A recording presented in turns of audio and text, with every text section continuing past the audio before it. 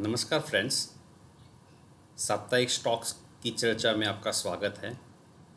तो डिस्क्लेमर मैं पहले दे देता हूँ, जो आपको लिखा हुआ हर एक वीडियो में मिलता ही है। This is only for my educational purpose. तो आप अगर ट्रेड कर रहे हो तो आप अपने एडवाइज़र का कंसल्ट कर लीजिए, फाइनेंशियल एडवाइज़र का, और फिर ट्रेड इनिशिएट करिए। एनीवे, निफ्टी के बारे में मैं बता चुका हूँ। रिलायंस के नतीजे बहुत अच्छे आए थे, तो मैंने जो लास्ट सेशन में बताया था उस हिसाब से ये एक टर्निंग पॉइंट हो सकता है, आइदर डाउन साइड और अप साइड। डाउन साइड में कहाँ तक आ सकता है वो हम स्टॉक इन न्यूज़ में जब बात करेंगे तब भी हम डिस्कस कर सकते हैं।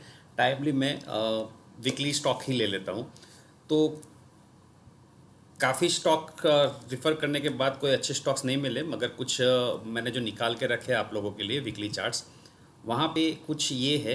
फर्स्ट ऑफ ऑल इस पावर ग्रिड।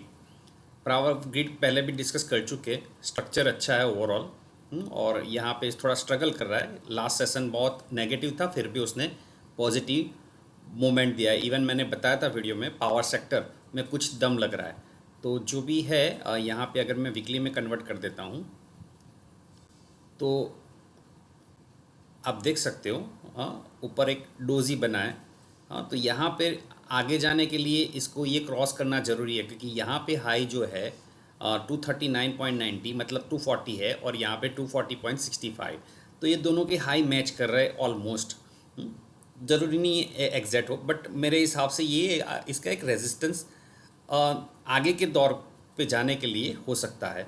तो ये शायद यहाँ से थोड़ा नीचे या फिर डायरेक्ट ऊपर की ओर जर्नी ले सकता है, एक बड़ा सा जर्नी वीकली चार्ट में कंसिडर कर रहा हूँ। तो कंटिन्यूसली ये अप मूव में ही है। तो 13 EMA को आप रिस्पेक्ट देता हुआ ये आगे ही जा रहा है। 13 EMA को ब्रेक किया मगर फिर भी टिक नहीं पाया, या फिर उसके दूसरे दिन। तो आपको ये देखना है कि एक बार एग्जिट ले लेना है, और फिर से अगर 13 EMA को ऊपर चलने जाता है तो फिर आप लॉन्ग इनिशिएट कर सकते हो। अदरवाइज़ अगर एंट्री बन चुकी है आपकी तो वहाँ पे एग्ज़िट आपको सोचना चाहिए।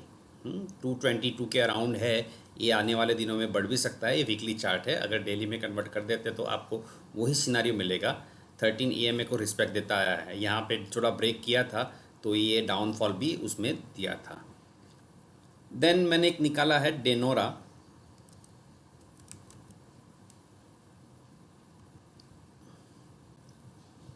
ये सर्किट वाला शेयर बोल सकते हो, बट वीकली चार्ट में अगर कन्वर्ट कर देते हैं तो आप देखिए, ये इसका हाई था 2018 में। तो ये पूरा का पूरा एक राउंड बनाया है। तो ये राउंडिंग बॉटम ब्रेकआउट बोल सकते हैं इसको। तो इसकी एंट्री अगर लेनी है तो आप स्लोली स्टार्ट कर सकते हो, और अराउंड 605 रीटेस्ट करने को आने वाले दिनों में या फिर आने वाले वीक्स में, क्योंकि वीकली चार्ट मैंने कन्वर्ट किया है, तो आने वाले दिनों में अगर मिलता है 600 के अराउंड तो आपके लिए बहुत अच्छा होगा। इवन यहाँ इसमें अगर एंट्री बनानी हो तो 450 तक आप एंट्री बना सकते हो, ये मेरा नज़रिया है। GMDC एक स्टॉक था जो मैंने डिस्कस किया था, और एक फ्रेंड का नाम भी दिया था कि उसने बहुत बड़ी एंट्री ले ली थी और गलती से वो स्टक हो गया था। तो उसकी बात कर ले, तो उसका मुझे कॉल आ गया कि सर मैंने एग्ज़िट ले ली है। जब यहाँ पर बात हो रही थी तब मैंने आपको सजेस्ट किया था 170 के अराउंड बाइंग लेवल बनता है।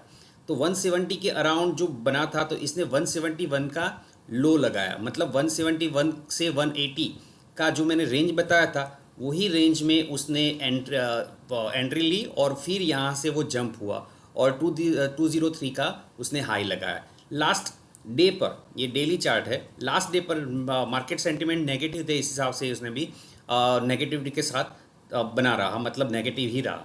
बट ओवरऑल ये दो कैंडल्स बड़े अच्छे वॉल्यूम के साथ बनी है। तो जैसे GMDC के रिजल्ट के हिसाब से मैंने जो आपको स्टेटमेंट दिया था, उस हिसाब से अभी भी इसमें नज़र बना के रख सकते हो।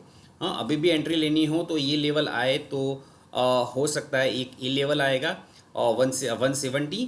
सेकंड लेवल अगर नीचे आ रहा है तो 136 का 130 के अराउंड आप ऐड कर सकते हो। और लास्ट जो है होप, जो 98 के अराउंड आप 98 और 110 के अराउंड आप एंट्री ले सकते हो। तो ये GMDC मैंने जस्ट ऐसे ही, वो लास्ट शॉर्ट स्टॉक था डेनोरा, उसको समझाने के लिए मैंने ये स्टॉक को हाईलाइट किया है। एक वोल्टास है जिसमें बड़ी गिरावट थी, क्योंकि सारे के सारे स्टॉक्स गिरावट वाले ही मिले। बट अगर मैं वीकली में इसको कन्वर्ट कर देता हूँ,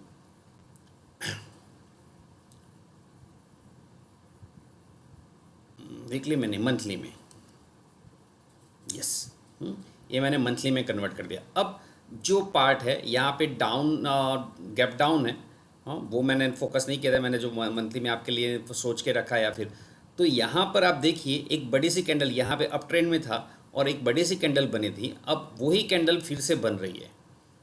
बट ये गैप डाउन है, तो आपको भूलना नहीं चाहिए कि गैप डाउन में जब तक मैनेज नहीं होता, तो नेक्स्ट 2 महीने में उसने मैनेज करने का ट्राई किया, अटेम्प्ट किया। ये मंथ अभी कंप्लीट नहीं हुआ है, हाँ, मंथ की शुरुआत है, तो कहाँ पर जाके रुकेगा हमको नहीं पता है। तो वोल्टास में अगर सोच रहे हो आप, तो उसको पूरा का पूरा नेगेटिव होने दीजिए, और जहाँ पर भी सेटल होता है वहाँ पे आप एंट्री के बारे में सोच सकते हो। तो आप अपने रडार पे अगर नोटिंग कर रहे हो आप कहीं पर, तो आप नोटिंग करके रख सकते हो, क्योंकि ये पूरा का पूरा एक जोन था जहाँ पे एक ही रेंज में बना रहा, अब डेली में कन्वर्ट हो जाते हैं।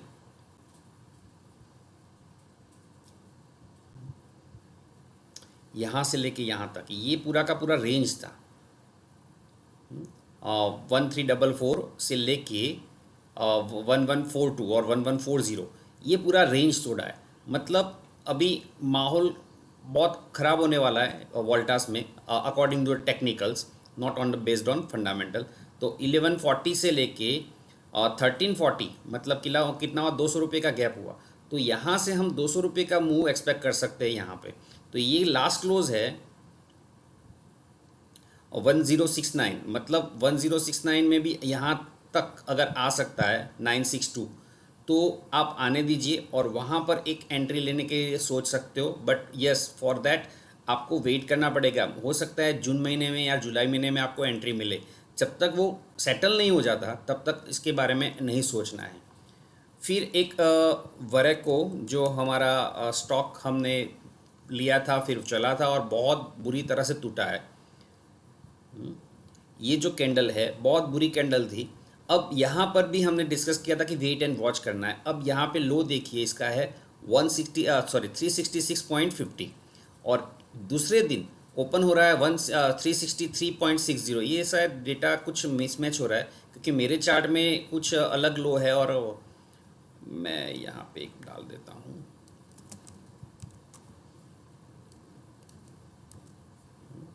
अगर ये डेटा को फोकस कर रहा है, ये एनएससी का डेटा है, एग्जैक्ट डेटा होगा, 66.10 है इसका लो। दूसरे दिन क्या हो रहा है, 66.10 पे ही ओपन हो रहा है और फिर 6% का गेन दे रहा है। नेक्स्ट डे जो कल का मार्केट था, फ्राइडे का मार्केट था, बहुत नेगेटिव था, फिर भी इसने इमीडिएटली जो ओपन हुआ था करीबन अराउंड 378 के अराउंड ओपन हुआ था, जो लास्ट क्लोज के करीबन बहुत नीचे था, तो फिर भी वो नीचे गया और फिर इमीडिएटली उसने संभाल लिया। तो ये जो बोल रहा हूँ संभालने की बात, यहाँ पे कैंडल मेंशन कर रही है कि हाँ स्टॉक शायद संभल रहा है। तो यहाँ पे जैसे मैंने बताया था, जिन लोगों ने लेके रखा है, क्योंकि जब बड़ी कैंडल बनी तो उन लोगों को थोड़ा पेशेंस रखना है। तो ये पेशेंस का काम है वो ख़त्म हो चुका है। अब क्या होगा, तो आपका जो स्टॉप लॉस है वो अभी स्टॉप लॉस डिफाइन हो गया कि अगर 366 के नीचे चला जाता है, या फिर 365 पकड़ लीजिए, 365 के नीचे जाता है स्टॉक, तो शायद उसमें थोड़ा और नेगेटिव हो सकता है, क्योंकि ये सपोर्ट जोन पे ही है।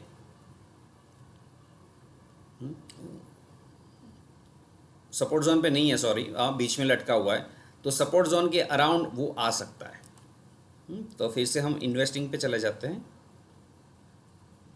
तो 365 आप नोट कर सकते हो, 365 और 360, यहाँ according to this data 360।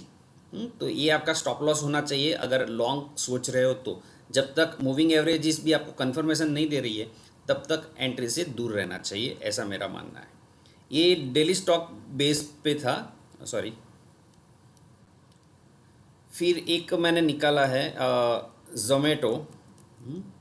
It's not good for everybody, हाँ, हर एक के लिए अच्छा नहीं, बट जो मुझे मेंशन कर रहा है यहाँ पे कंटिन्यूसली जो नेगेटिव था 1 2 3 4 5 6 7, जब कभी भी ऐसी कैंडल्स बन रही है और फिर देन पॉजिटिव कैंडल बन रही है, तो एक रिवर्सल का इशारा होता है।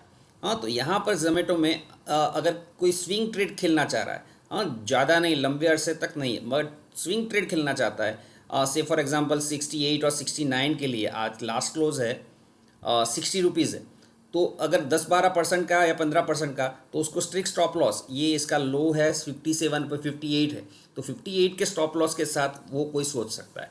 तो आपका जो रिस्क बन रहा है वो 4% का बन रहा है, जबकि रिवॉर्ड बन रहा है वो करीबन 12 to 15% का बन रहा है। अप टू मैक्स यहाँ पर एक बार 70 पे हम भी रिव्यू करेंगे कि क्या हो सकता है, बट टाइमली अगर किसी को सोचना है तो सोच सकता है। हाँ, इट्स नॉट ओनली फॉर, हर एक के लिए एडवाइजेबल नहीं है। हाँ, जो कि हाँ थोड़े ट्रेड करने में बिलीव कर रहे हैं उन लोगों के लिए। देन TV18 ब्रॉडकास्ट, जो रिलायंस का न्यूज़ आया था उसके हिसाब से बहुत बुरी तरह से पटका था स्टॉक। ये स्टॉक भी कुछ इशारा कर रहा है कि हाँ रिवर्स होने में हम आगे आएंगे। तो ये जो आपको कैंडल्स दिख रही है, सबसे बड़ी कैंडल थी, फिर थोड़ी छोटी हुई, फिर ये रेंज थोड़ी हुई और स्क्रीज करने का ट्राई किया, फिर रेड कैंडल बनी, फिर ये रेड कैंडल बनी और ये फिर रेड कैंडल।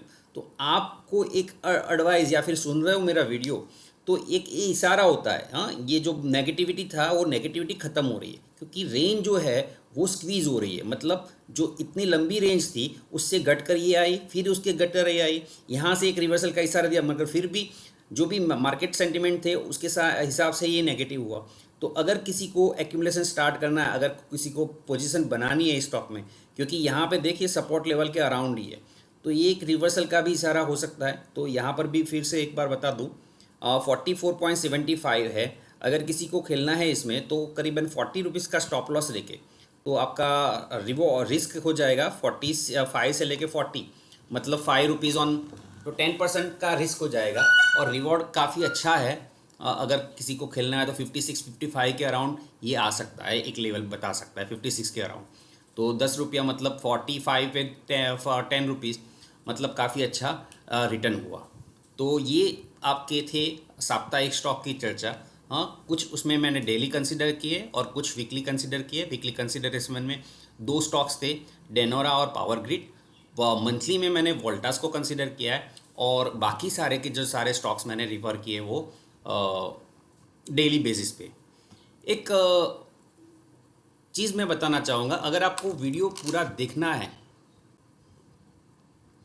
तो कोई भी वीडियो, एक किशोर का वीडियो ले लें। यहाँ पे एक सेटिंग का ऑप्शन होता है, वहाँ पे प्लेस स्पीड कर सकते हो आप। अगर 1.5 मिनट का कर दोगे तो आपको इमीडिएटली थोड़ा थोड़ा फटाफट फास्ट जाएगा, और आपको सुनने को भी मिलेगा और समझने को भी मिलेगा कौन से स्टॉक के बारे में मैं डिस्कस कर रहा हूँ। तो आप देख लीजिए आप किस तरह से वीडियो रिफ़र कर रहे हो। बट एडवाइस ये है कि एक भी वर्ड स्किप मत करिए, जिससे आपको पता चलेगा कि मैं क्या बोल रहा हूँ और किस तरह से हम एक्शन ले सकते हैं। That's only a motto. Otherwise you are smart, तो आप अपने हिसाब से परफॉर्म कर सकते हो। मैं उसमें कोई कमेंट नहीं कर सकता। That's all. मिलते हैं कल अर्ली मॉर्निंग, तब तक के लिए bye bye. Thank you for watching.